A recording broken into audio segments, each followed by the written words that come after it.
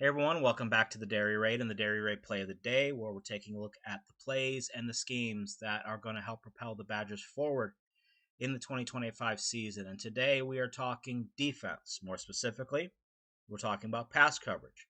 And if we want to be even more specific than that, we're really digging into the corners. And a lot has been said about the corners leading into fall camp, whether it be the Nizer Forkreen situation, the lack of depth, the perceived lack of depth in the cornerback room, and just its overall youth outside of Ricardo Hallman. And when you're in camp, you've kind of run out of time to change things that are out of your control once we get on the football field. So it's the time now where Coach Haynes, Coach Trussell, Coach Fickle need to take stock of what they have and implement a system that is going to help the group as a whole, pass coverage as a whole, and help mitigate some of the weaknesses that our group might have. And it all starts with the fact that we have Ricardo Hallman on the other side of the field. So what we're going to do here is we're going to get into huddle, and we are going to take a look at pass coverage in general for the Badgers, and then what we can do differently here in the 2025 season to make things a little bit easier for the defense. All right, so I have it set up here in a basic 2x2 formation with a attached wing tight end. And let's talk a little bit about how the Badgers secondary sets up their defense, okay, or their positioning. So we hear a lot of talk about boundary and field. And for those who might not know what they mean, when you hear somebody talk about a boundary receiver, a boundary cornerback, that does not necessarily mean we're talking about an outside, a wide receiver. What we're talking about is a player who's aligned to the boundary. And in football terms, the boundary is essentially the short side of the field, or the defensive pass, or the offensive pass weak side of the formation. If you come out in a balanced look, the defense will always have a default to which side is the field, which side is the boundary. Okay. In the Badgers defense, Ricardo Hallman is that field side corner. He is the corner who's going to play in the most space, and he is the corner who is most likely going to be locked in man-to-man coverage with that number one receiver to the field side. And why this overall is going to help the Badgers in coverage is what we're hoping in the 2025 season. We saw it last year where people just didn't really throw at Ricardo that much. And so what you're doing is you're creating an island, and then we have the rest of the defense to cover the other 3 to 4 eligible receivers on the other side of the field. And just right there, if we can get back to the Rico Island situation where Rico can just play out there on the field and just run man-to-man with that guy on the outside, we're going to be in pretty good shape. Now, I also find it interesting that so far this spring, we've been hearing a lot about Cairo Skanes working as that field corner, not only in situations where they're giving Rico rest for little injuries, but also veteran rest, I guess you would say, with that. But I think it is important for them to have a second field corner ready to go who understands the role of the field corner in our pass coverage scheme. The reason why I say that is that could allow Rico to start traveling with a number one receiver if they so deemed it necessary in the coverage. And if you don't have a guy who can sit in the field side and play that spot, whether it be man or zone, Rico has to stay there regardless of the receiver. He has to stay because he fits the scheme. He fits where a person needs to be in that coverage. So getting Cairo Skanes ready, one, that could mean you could have a field corner for the next 2 to 3 years after this, but it allows Rico to travel. And what also helps, again, with having Rico in that position is we can scheme to cover the rest of the field and leave him on the island. So what we're going to do here, we're going to start from Rico over here, and we're going to work our way across, and then we're going to talk about how we're going to fix with this coverage. So another kind of revelation this spring has been the ability of Jameer Latimer here at the nickel spot, both in coverage, but also getting involved in the run game and in the blitzing game. So what this is really telling me is you're not going to see as much man-to-man coverage with this nickel position as maybe we were used to, especially when we had RJ Delancey and Jason Maitre, the real cornerback types playing this spot. Austin Brown, when he was there, he would run some man coverage too, but he's a safety. He's a guy who should be playing down low. And what we would end up get a situation is running some kind of high-low zone between the two of them. But what I really think we're going to see when we have a field corner who can lock down here and a stinger nickel type here who can play high-low and can get involved in the pass rush is I think we're going to see a lot of rotational coverage to help mask where the help that we are going to give the corner on the boundary side is going to come from. And what is rotational coverage? Well, it doesn't take a rocket scientist to figure out. Rotational coverage means is we're rotating the shell one side or the other. So, for example, one thing that we saw a lot at the the spring showcase. I'm getting my buzzwords mixed up here. And what we've been hearing from people who've been on the field seeing the Badgers in practice is, again, Latimer's getting involved a lot in pressure. So when he comes off the edge, obviously we have to adjust the coverage and help us get in position to make sure that slot doesn't give us problems, right? So easiest way we're going to do that is we're going to rotate down to the field.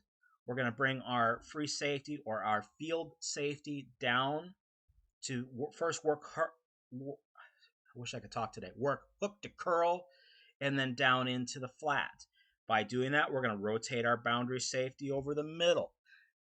So now we're going to have a single high, and then we're going to play our corner, and he's essentially going to have deep third, or he's going to have everything of number one going deep. If we want to call this cover three, a rotating cover three, sure, but we have man coverage here, and we do have man coverage here. But the difference is, in this situation, Rico's going to try to work to keep this guy everything to his outside. He's going to turn his body to the receiver. He's going to work him up the sideline. What our corner on this side is going to do, he's going to try to keep his body turned to the box. He's going to be looking for the number two receiver as well. And he knows that he's got everything deep and he's going to have help underneath. So where are we going to get that help underneath? Well, obviously, we're going to rotate with our front and get some bodies back there to cut off the routes that the backside corner here would have problems with. So what would those routes be? They would be stuff like a quick slant. It could be a hitch. It could be a 10-yard in. That's not a 10-yard in. That's more like an 8-yard in, but you know what I mean. Okay, because we're trying to make sure that we have everything deep into the outside. We need help on everything short into the inside. So if we're getting pressure off the edge here from Jameer Latimer, just like we talked about in the pressure video, we would work slants. And then we can work any combination of these three working out to the hook to curl to the weak side. Now, in a situation like this, a lot what we would get is we would get the Mike linebacker. He's looking to what we call slice the number two receiver. By doing so, his job is to make sure that whatever this guy wants to do, if he wants to go underneath inside, he has to go underneath him and through the middle linebacker. If he wants to go over, he needs to work through him and then be passed off to the safety. So Mike linebacker is creating a wall there. If we're not getting pressure here, a lot of times what we would do is we would get a step across, and then if we read pass, he would just kind of snake out and play anything short and just basically thinking, I want to get my eyes between where I am and where the quarterback's eyes are looking. That's a weird way to put it, but I think you know what I mean. So we're in a position to play low underneath here. And again, we could slice right here with our backside inside linebacker, the will linebacker. In my case, everything short goes underneath. Everything high is pushed off to the boundary safety. And he will very likely, even if we get some kind of like a post route or something, he'll turn and he'll actually run with it just to wall it from the inside a little bit.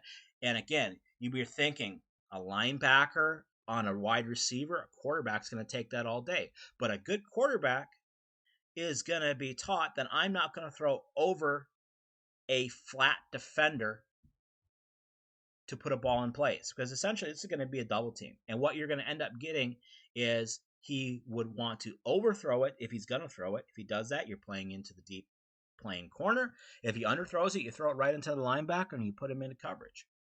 So just right here, this is one simple way where we can still play man, quote unquote, coverage on this number one receiver to the weak side, but we have help. And by having help, that just makes it that much simpler and just allows these corners to do what they're good at. All right. Another thing that we could do too, and I think we're just going to see this a lot more this year, is straight up zone coverage.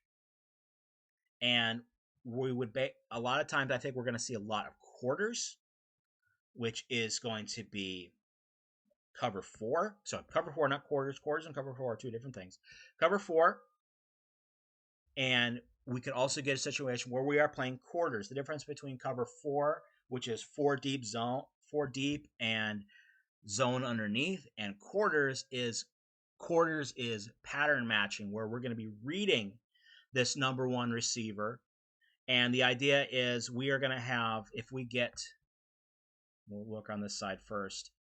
If we get anything above whatever the landmark is, corner is going to take him. He's going to run with him. Anything short, we are going to pass him off to either the nickel, outside linebacker, whoever. It depends on the formation. And then the corner is going to pick up the number 2 receiver. This is going to help a lot in a situation where teams will run in breaking routes and run like a wheel or something behind. And we're in a situation where we could take both the double vert and the high-low with one player. And we could get in a situation where, again, this free safety is going to be reading the release of number 2. Number 2 goes vertical. We're going anyways. We're going to get a situation where we're going to get a double team on any vertical route. So quarters would be an idea. Another idea would be palms coverage, which is a variation of cover 2.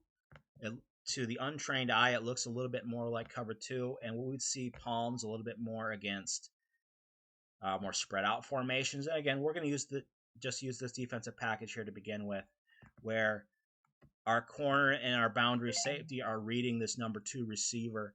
This number 2 receiver does anything underneath the landmark, and again, the landmark could be 5 yards, it could be 7 yards, whatever. The corner is going to jump that. So let's say we get a quick out.